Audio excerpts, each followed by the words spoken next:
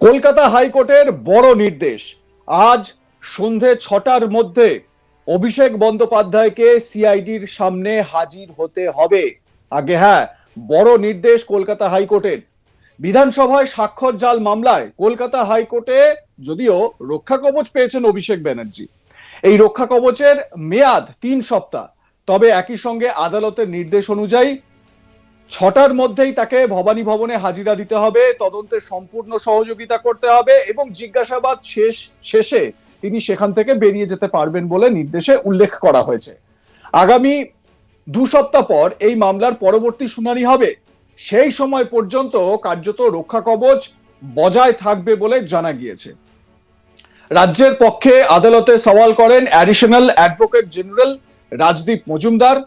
তিনি আদালতে জানান, ধারা 160 অনুযায়ী 3 বার নোটিশ পাঠানো হলেও সংশ্লিষ্ট পক্ষ থেকে যথাযথ সাড়া মেলেনি। তাই এই পর্যায়ে রক্ষা কবচ দেওয়া উচিত নয় বলেও দাবি করেন তিনি। মানে সরকার পক্ষের আইনজীবীর বক্তব্য এটাই, সরকার স্বাভাবিক সেটাই বলবে। যদিও বিচারপতি প্রশ্ন তোলেন, যখন অভিযুক্ত পক্ষ হাজির হওয়ার কথা জানাচ্ছেন তখন রক্ষা কবচের প্রয়োজনীয়তা কতটা রয়েছে।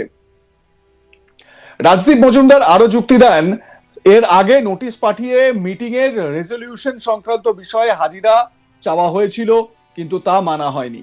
তার বক্তব্য অনুযায়ী যে মিটিং এর রেজলিউশন দেখানো হচ্ছে সেখানে 6ই মে বিধায়কদের স্বাক্ষর রয়েছে।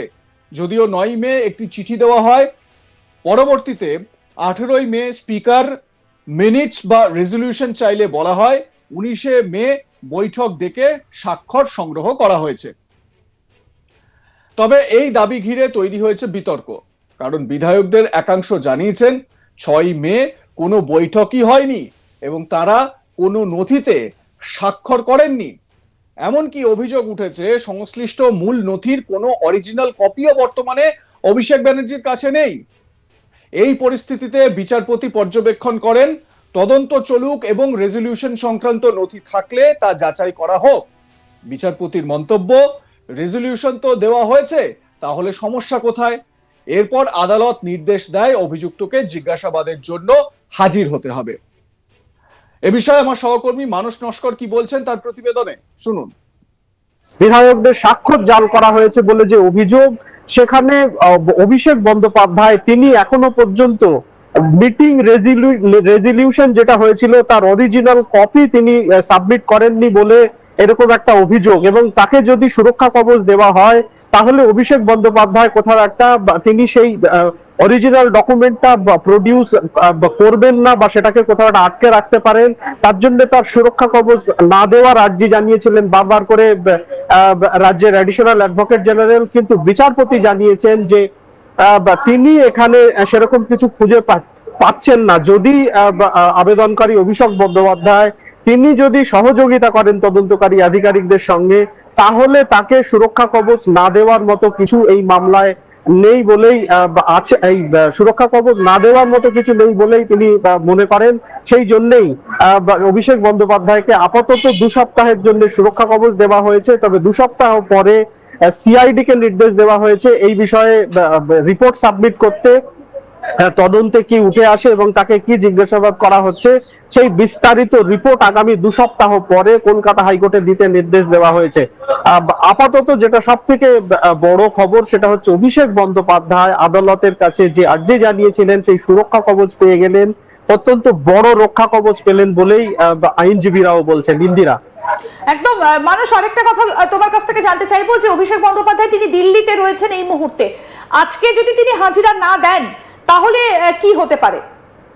ইন্দিরা, এই বিষয়টা আদালতে উঠেছিল, যেখানে অভিষেক বন্দ্যোপাধ্যায়ের পক্ষে আইনজীবী যিনি ছিলেন অয়ন ভট্টাচার্য, তিনি বলেন যে অভিষেক বন্দ্যোপাধ্যায় এই মুহূর্তে দিল্লি রয়েছেন এবং তিনি বেলা 4টের ফ্লাইটে এখানে কলকাতায় অবতরণ করবেন, অর্থাৎ কলকাতায় তিনি পৌঁছাবেন বেলা 4টে।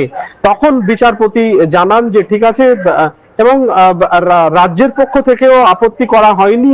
রাজ্যের পক্ষ থেকেও বলা হয়েছিল যে আগামী কালও যদি তিনি হাজিরা দেন বা জিজ্ঞাসাবাদে সাড়া দেন তাতে কোনো অসুবিধা নেই। কিন্তু বিচারপতি বলেছেন যে আমি বেশি সময়ই হাতে নিয়ে যাতে উনি ধীরে সুস্থে ভবানী ভবনে যেতে পারেন তার জন্য সন্ধ্যে 6টায় টাইম দিচ্ছি এবং সন্ধ্যে 6টায় তাকে, সেই জন্যই যেহেতু তিনি দিল্লি রয়েছেন সেই ফিরতে দেরি হতে পারে বা রাস্তায় কোনো রকম সমস্যা হতে পারে, সেই জন্য তাকে সন্ধ্যে 6টার সময় তিনি যাতে ভবানী ভবনে হাজিরা দেন সেই নির্দেশ দিয়েছেন বিচারপতি।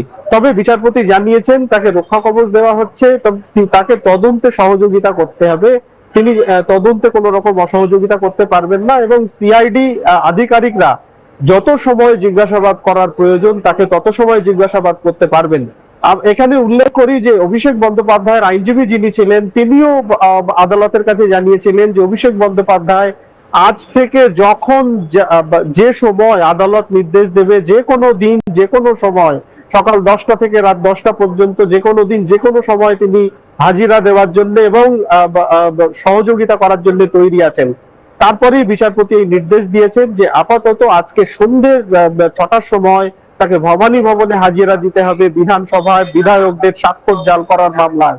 তবে এই ঘটনায় আপাতত সিআইডি তাকে গ্রেফতার করতে পারবে না। ইন্দিরা, তার মানে কোথাও গিয়ে মানুষ তাকে তিনি গ্রেফতার করতে পারবে না সিআইডি তাকে, এই রক্ষা কবচটা নেবার পরেই কি অভিষেক বন্দ্যোপাধ্যায় তাহলে কলকাতায় ফিরছেন অত্যন্ত সুকৌশলে?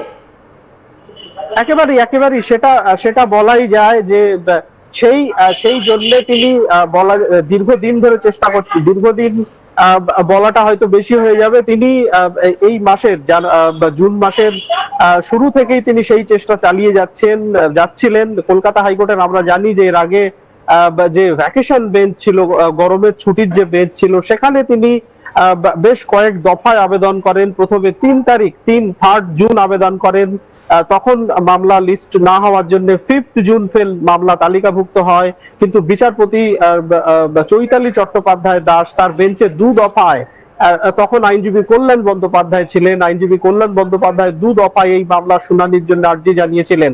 তার কারণ সিআইডির পক্ষ থেকে একাধিকবার তাকে সমন পাঠানো হয়েছিল জিজ্ঞাসাবাদের জন্য, তাকে যাতে রক্ষা কবচ দেওয়া হয় এবং সিআইডি যেভাবে সমন পাঠাচ্ছে কোথাও একটা তাকে হেনস্থা করার চেষ্টা করা হচ্ছে।